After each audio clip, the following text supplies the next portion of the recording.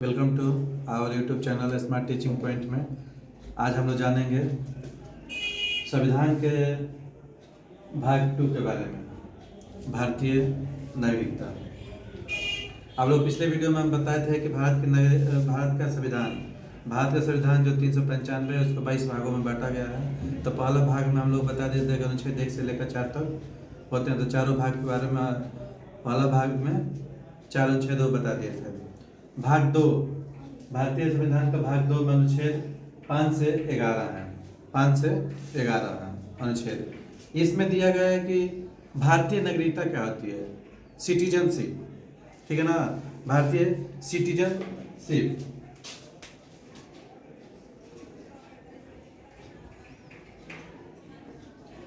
Citizenship के बारे में हम लोग जानेंगे। सिटीजनशिप होता क्या है। तो देखिए हमारे देश में 3 प्रकार के लोग रहते हैं। पहला रहते हैं नॉर्मल व्यक्ति।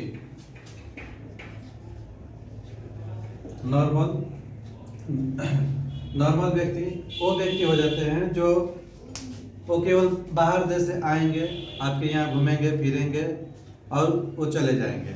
तो उनको ना हमारे वो कोई चुनाव में खड़ा हो सकते हैं, ना वो किसी व्यक्ति से वो वोट डाल सकते हैं, वो कुछ नहीं कर सकते हैं।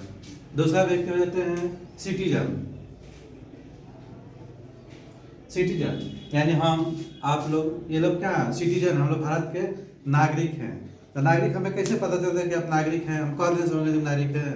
नहीं, जब बस वो वोट मांगना है ना, ID card, voter ID card, वो आपका सिटीजनशिप दिखाता है कि आप सिटीजनशिप है। तीसरा होता है माइनॉरिटी यानी अल्पसंख्यक।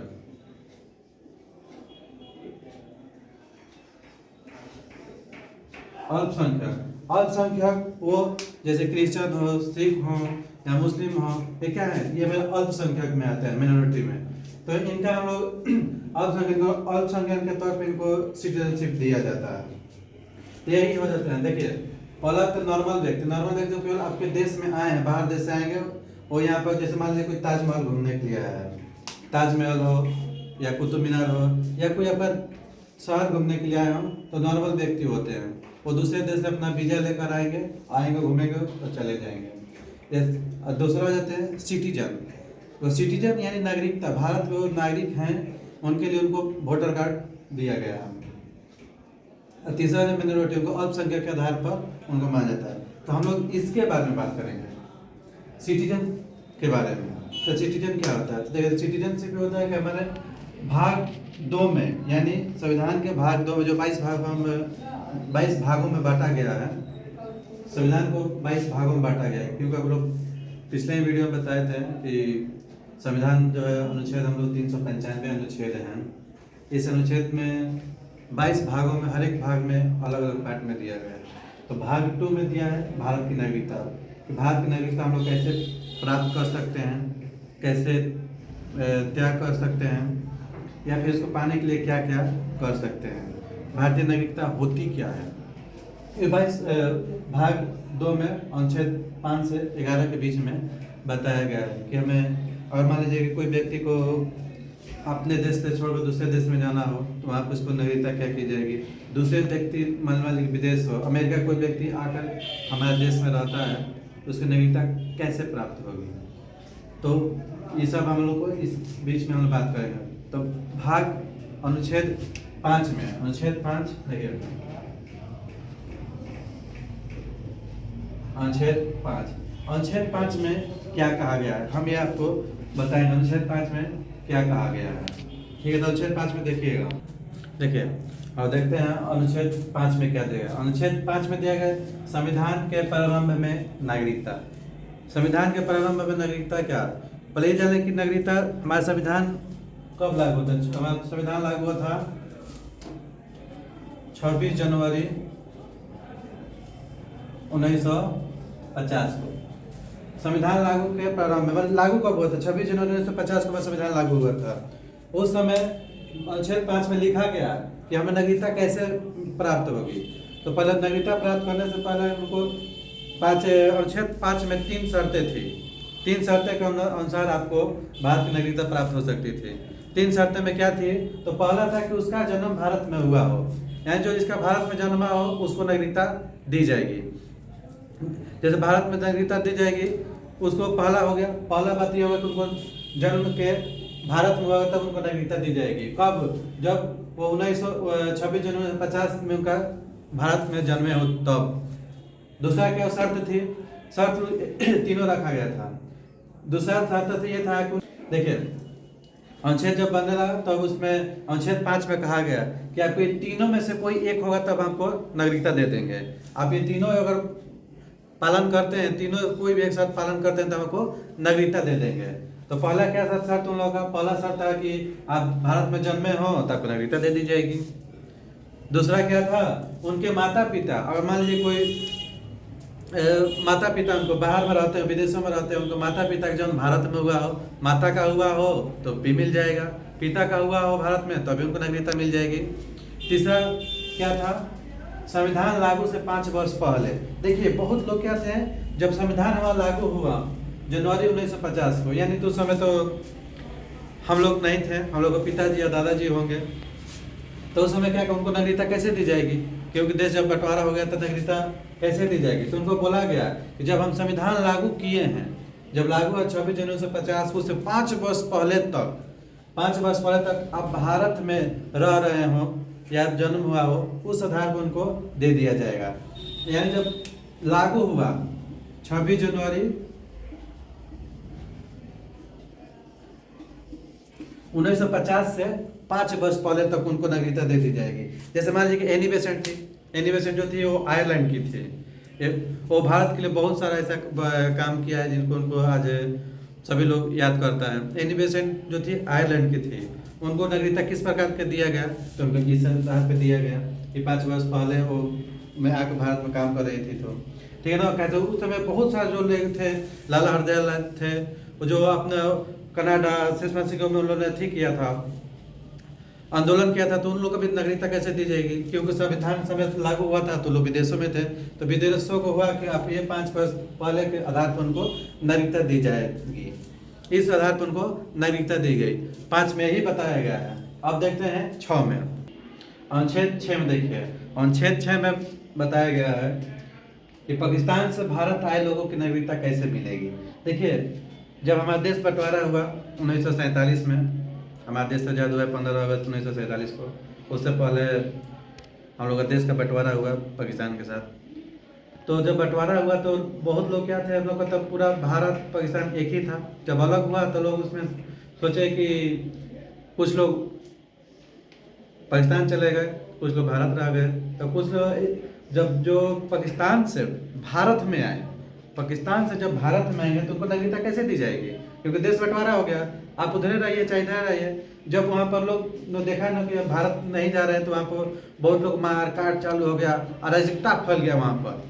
तो लोग वहाँ पर सोचा ना कि इससे अच्छा है कि हम लोग भारत में जाकर आए, क्योंकि भारत में रहे।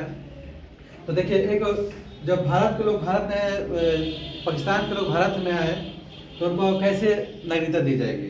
तो उनके लिए एक रूल बनाया गया, परमिट बनाई गई। परमिट यानी वीजा टाइप का बनाया गया, परमिट बनाया गया। 19 जुलाई 1948 को ये लागू कर दिया गया, यानी आज़ादी के 1 साल बाद ये लागू कर दिया गया कि आपके पास परमिट होगा तो हम आपके रखेंगे। तो इसमें 2 तरह के लोग हुए। 2 तरह के लोग कौन से हुए? देखिए पहला हुआ कि 19 जुलाई 1948 को पहले, जो उसके पहले आ गए तो उनको कोई परमिट की दरकार ही नहीं था कि परमिट मिले ना मिले, वो लोग आ गए, आकर रह गए, तो उनको झमेले नहीं हुआ कि वो आएंगे कैसे रहेंगे या नहीं रहेंगे। और दूसरा क्या हुआ, 19 जुलाई 1948 के बाद जब आए तो उनको क्या चाहिए? परमिट लागू कर दी गई। परमिट लागू कर दी कि आपको अब आना है तो आपको वहां से आइए, तो यहाँ से अफसर से साइन कराइए, वहां जाइए तो वहां पर ठापा मरवाइए कि आपको ये चाहिए कि परमिट चाहिए। तो हाँ, परमिट पे भी एक नियम लागू कर दिया गया कि आपको कम से कम अगर परमिट चाहिए भारत में रहने के लिए, आपको 6 महीना का 6 मंथ का आपको एक पीरियड दिया गया कि 6 मंथ में आप फार्म भरिए, आपको परमिट दिया जाएगा, तब भारत में रहने के लिए करेंगे। तो देखिए ऐसे हमारे अनुच्छेद में 6 और 7 में कोई बड़ा महत्व नहीं है। तो अब देखते हैं अनुच्छेद 7 में। देखिए अनुच्छेद 6 क्या कहता है, अनुच्छेद 7, सॉरी, अनुच्छेद 7 ये कहता है कि जो भारत से पाकिस्तान में गए लोगों की नागरिकता, ठीक है ना, भारत से पाकिस्तान। देखिए कुछ लोग क्या हुआ था ना, जब जान गए थे बहुत, उसी समय जब देश बंटवारा का बात चल रही, तो कुछ लोगों को पता और अनुभव हो गया था कि अब हमारे देश का बंटवारा होने वाला है। तो बहुत लोगों ने क्या सोचा कि अपने रिलेशन, अपने सगे संबंधी को इकट्ठे कर लिए गए, ठीक है ना। तो क्या कि यहाँ के लोग कुछ आकर भारत के लोग चल गए पाकिस्तान में बंटवारा से पहले। कब? 1 मार्च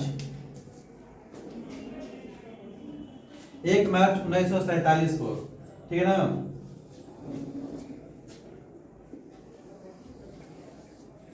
देखिए 1 मार्च 1947 के बाद, मैंने उसके साल भर पहले आज़ादी के मैंने ये अगस्त पे 15 अगस्त 1947 को हमारा देश आज़ाद हुआ था। लेकिन ये लोग क्या कि कुछ दिन पहले लोग भारत में जाकर पाकिस्तान में जाकर वहाँ पर बस गए।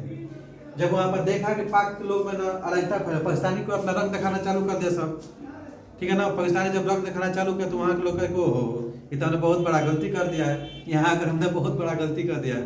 तो उन्होंने क्या करा, अब हम लोग वापस चलते हैं भारत, क्योंकि भारत बहुत अच्छा देश है, ठीक है ना, मेरा भारत महान। तो वहाँ के लोग वहाँ बोले कि आप लोग हम भारत चलते हैं। तो उन लोग को भी तो नागरिकता देनी चाहिए कि नहीं देनी चाहिए? आप लोग बोलिए, नागरिकता देनी चाहिए कि नहीं देनी चाहिए? तो उन लोग को नागरिकता इसी आधार पर अनुच्छेद 7 के अंतर्गत उनको नागरिकता दी गई।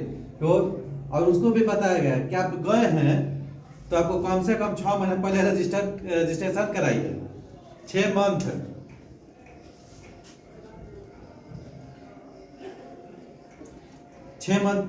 रजिस्ट्रेशन कराइए, 6 महीने के बाद हम आपको नागरिकता के लिए प्रावधान करेंगे कि आपको आके रहना है कि नहीं रहना है। आप तो अपने मन से में चले गए थे, आज तक मेरा मन करेगा तब हम सरकार करेगी तो रखेंगे। तो ये था 7। अब देखते हैं 8 में क्या है। देखिए अनुच्छेद 8 में हम लोग देखेंगे। अनुच्छेद 8 हमको ये कहता है कि अगर मान लीजिए कोई भारत का व्यक्ति कोई विदेशों में जाकर रह रहा हो, उनका सब पालन पोषण वहीं पर हुआ हो, वहीं रह गए, उनका बच्चा हुआ, तो बच्चा जब होगा, उनका जो बेटा होगा चाहे बेटी होगी, उनको माने कि भारत की नागरिकता मिल रही, उनको भारत में नागरिकता मिले कि ना मिले। वही जो छोटका बच्चा को नागरिकता मिलेगी कि नहीं मिलेगी, तो उसी को नागरिकता देनी चाहिए कि नहीं देनी चाहिए, वो अनुच्छेद 8 में बताया गया है कि उसको कैसे मिलेगा। तो इसमें कहा गया है कि उनके माता पिता को या तो भारत में जन्मे हो, माता जन्मी हो, या फिर उनके पिता जन्मे हो, या दोनों जन्मे हो, तब उनको इस आधार पर उस बचवा को हम लोग नागरिकता देंगे। ये हमारे अनुच्छेद 8 में बताया गया है। देखिए अनुच्छेद 9 क्या कहता है। अनुच्छेद 9 में दिया है कि अगर कोई व्यक्ति हमारा नागरिकता समाप्त कैसे हो सकती है। कहता है कोई व्यक्ति यहाँ पर रह रहा, भारत का हो, मूल रूप से भारत का हो, वो विदेश गया, विदेश में रहा खा घूम कर चला, उसको नागरिकता समाप्त नहीं होगी। लेकिन यहाँ के व्यक्ति वहाँ जाकर पूरा सेटल्ड हो गया, वहीं पर नहीं आएगा, उसको होगा, और वहाँ पर जाकर विदेश में या अमेरिका के ले ले, लंदन का ले ले, जापान का ले, कहीं की नागरिकता प्राप्त कर ले, तो भारत तो इसे व्यक्ति का नागरिकता क्या करेगी, समाप्त कर देगी। अब हमारे देश के आप नागरिक नहीं है, उनका क्या अगर विदेशी नागरिकों को लेने पर उनका भारतीय नागरिकता समाप्त कर दीजिए। अनुच्छेद 9 यही कहता है कि आप कहीं भी अगर नागरिकता प्राप्त करते हैं, भारत के छोड़ा नागरिकता प्राप्त करते हैं, तो आपको समाप्त कर दीजिए। ऐसे आपको एक चीज बता देते हैं, नागरिकता एकल होती है, ठीक है ना। एकल नागरिकता और दोहरी नागरिकता क्या होती है, आपको एक बात बता देते हैं। देखिए एकल नागरिकता होती है कि वो किसी एक राज्य का या शहर का या देश का एक व्यक्ति को नागरिकता दी जाती है, वो एकल नागरिकता है। हमारे देश में एकल नागरिकता है जो ब्रिटेन से ली गई है, ब्रिटेन से ली गई नागरिकता। और कहता है कि जो हमारी दोहरी नागरिकता क्या होती है, दोहरी नागरिकता हमारे अमेरिका में चलती है। जैसे हम लोग पिछले में बताए थे कि जो भारत हमारा यूनियन है और जो अमेरिका फेडरेशन है, ठीक है ना। तो भारत हमारा संघ राज्य है और अमेरिका सभी देशों का मिलाकर बना। तो अमेरिका में दोहरी नागरिकता है, एक वो जिस राज्य का है वो, और एक अमेरिका की नागरिकता, उसके पास दोहरी नागरिकता रहती है, ठीक है ना। तो एकल नागरिकता भारत की है जो ब्रिटेन से ली गई है, और दोहरी नागरिकता अमेरिका में है। ये आपको महत्वपूर्ण क्वेश्चन है कि भारत में कैसी नागरिकता है, तो एकल है, और दोहरी नागरिकता कहाँ है, तो अमेरिका में है, यूएसए में। 10 क्या कहता है? अनुच्छेद 10 कहते हैं कि नागरिकता बना रहेगा जब तक कोई आप अन्यथा कार्य ना करे। अन्यथा कार्य का मतलब ये कि अगर आप भारत में जो हमारी सरकार बोल रही है कि आपको करना ये है, आप उसके विरोध कर रहे हो, ठीक है ना। कोई हम लोग भारत माता की जय बोल रहे हैं, कोई दूसरा व्यक्ति बोले कि पाकिस्तान की जय, तो उस व्यक्ति को नागरिकता रद्द कर दी जाएगी, वैसे साले को हटा दो। वो नहीं चाहिए हमको, क्योंकि हमको भारत माता की जय चाहिए। इसमें संविधान 10 में कहा गया कि भारत की नागरिकता बने रहने का जो अन्यथा करें। हमारे कोई किसी देश के साथ युद्ध हो रहा हो, जैसे भारत चाइना युद्ध हो रहा है, तो हम चाइना के फेवर में जाकर बोले, तो जो चाइना के फेवर में बोलेगा उसको नागरिकता रद्द कर दी जाएगी। पाकिस्तान के खिलाफ हो रहा है तो पाकिस्तान की तरफ से बोलते हैं तो उनको नागरिकता रद्द कर दी जाएगी। अन्यथा कोई कार्य न करते हो तब तक आपकी कोई भी नागरिकता रद्द नहीं कर सकता है, वो भले कोई भी हो, आपकी नागरिकता रद्द नहीं करता है। इस अनुच्छेद 10 में बताया गया है। देखिए नागरिकता के बारे में जानते हैं कि अनुच्छेद 11 क्या कहता है। अनुच्छेद 11 में दिया गया है कि नागरिकता बनाने का हक किसे है, कि नागरिकता आपको दी जाए, ठीक है ना। तो नागरिकता का कानून संसद बनाएगी, ठीक है ना।